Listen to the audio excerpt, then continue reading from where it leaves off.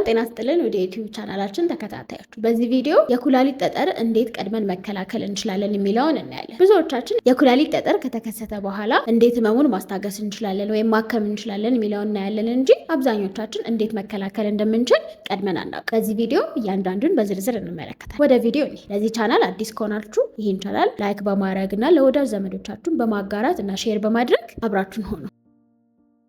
የመጀመሪያው ማድረግ ያለብን ነገር በቂ ውሃ መጠጣት ነው። እንደሚታወቀው ኩላሊታችን በሰውነታችን ውስጥ በጣም እጅግ ጠቃሚ ከምንላቸው የሰውነት አካላት ውስጥ ይመደባል። ይህም የኩላሊት ጠጠርን ለመከላከል አንደኛውና ወሳኝ ቁልፍ ሚና የሚጫወትልን በቂ የሆነ ውሃ መጠጣት ነው። አንድ ግለሰብ ሴትም ሆነ ወንድ በቀን ውስጥ ቢያንስ ከ2 እስከ 3 ሊትር የሚሆን ውሃ መጠጣት ይኖርባቸዋል። ነገር ግን እዚህ ጋር ማስተዋል ያለብን በሐኪም ታዞልን ከዚህ መጠን በላይ ውሃ እንዳትጠጡ እስካልተባልን ድረስ በቀን ውስጥ ውሃ መጠጣት እጅግ ይመከራል። ይህም የሆነበት ምክንያት የተለያዩ የካልሲየም እና የኦግዛሌት ጠጠሮች ከውሃ ጋር በመጣበቅ በሽንት ስለሚወገዱ፣ ከዛ በተጨማሪ ሽንት በምንሸናበት ጊዜ በቂ ውሃ መጠጣታችንን ለማወቅ የሽንቶ ቀለም ነጭ ወይም ደግሞ ለጋ ቢጫ ከለር ከሆነ በቂ ውሃ ጠጥተዋል ማለት ነው። ነገር ግን ሽንቶ ቀለሙ ቢጫ ወይም ደግሞ ጠቆር ያለ ቢጫ ከሆነ ተጨማሪ ውሃ መጠጣት እንዳለበት ኩላሊቶ እያመለከቱት ሊሆን ይችላል። ሁለተኛውና ብዙዎቻችን ሐኪም ቤት በሄድን ቁጥር የሚነገረን በተቻለን አቅም ጨው ወይም ደግሞ ሶዲየምን መቀነስ እንዳለብን፣ አመጋገባችን ላይ በየዕለቱ የምናደርጋቸው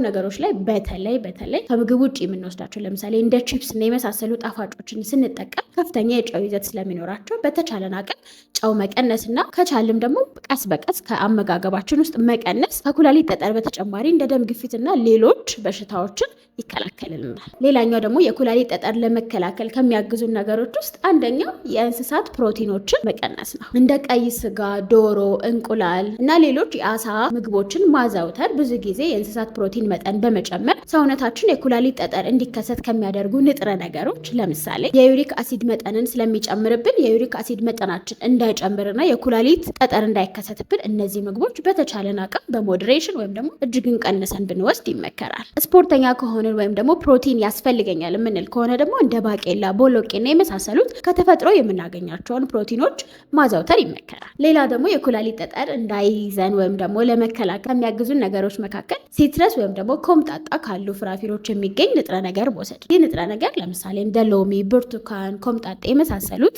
ፍራፍሬዎች ላይ የሚገኝ ሲሆን ይህንን ንጥረ ነገር ወይም ደግሞ ሲትሬስን መውሰድ ማዕድናት ጋር ተጣብቆ ጠጠር ወይም ደግሞ የኩላሊት ጠጠር እንዳይሰራ በማድረግ የኩላሊት ጠጠርን ይከላከልልናል። ከዛ በተጨማሪ በየቀኑ ለብ ባለ ውሃ ውስጥ የሎሚ ጭማቂ በማድረግ መጠጣት የኩላሊት ጠጠርን ይከላከልናል። እዚህ ጋር ግን የጨጓራ ህመም ካለብን ይሄን ነገር በብዛት መውሰድ አይኖርም። ሌላኛው ደግሞ ሁሌም ሐኪሞች የሚነግሩ ነገር ጤናማ የሰውነት ክብደት አቋም እንዲኖረን። ሰውነታችን ከመጠን ያለፈ የስብ ክምችት ካለን ለኩላሊት ጠጠር ተጋላጭነታችን ይጨምራል። ስለዚህ ጤናማ የሆነ የሰውነት ክብደት እንዲኖረን አመጋገባችንን ማስተካከል፣ በቂ የሆነ የአካል ብቃት እንቅስቃሴ ማድረግ ይመከራል። ከዛ በተጨማሪ ደግሞ ብዙዎቻችን በአሁን ጊዜ የምናዘወትራቸው ከሐኪም ትዕዛዝ ውጭ የሚደረጉ ሰፕሊመንቶች፣ ቫይታሚኖችን ያለ ሐኪም ትዕዛዝ ወይም ደግሞ ከመጠን በላይ ማዘውተር ለኩላሊት ጠጠር ሊዳርገን ይችላል። ስለዚህ የትኛውም አይነት ሰፕሊመንት ሆነ መድኃኒት ያለ ሐኪም ትዕዛዝ ከመውሰድ መቆጠብ አለብን። ከመውሰዳችን በፊትም ተገቢውን የሆነ የደምና የሽንት ምርመራ ማድረግ ይኖርብናል። የመጨረሻው ደግሞ ሁል ጊዜ በአመት አንዴ ወይ ሁለቴ አጠቃላይ የሆነ የሰውነት የጤና ምርመራ ማድረግ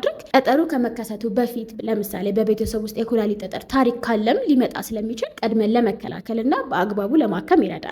እናንተስ የኩላሊት ጠጠር ያለበት ሰው ታውቃላችሁ ወይስ እናንተስ አለባችሁ?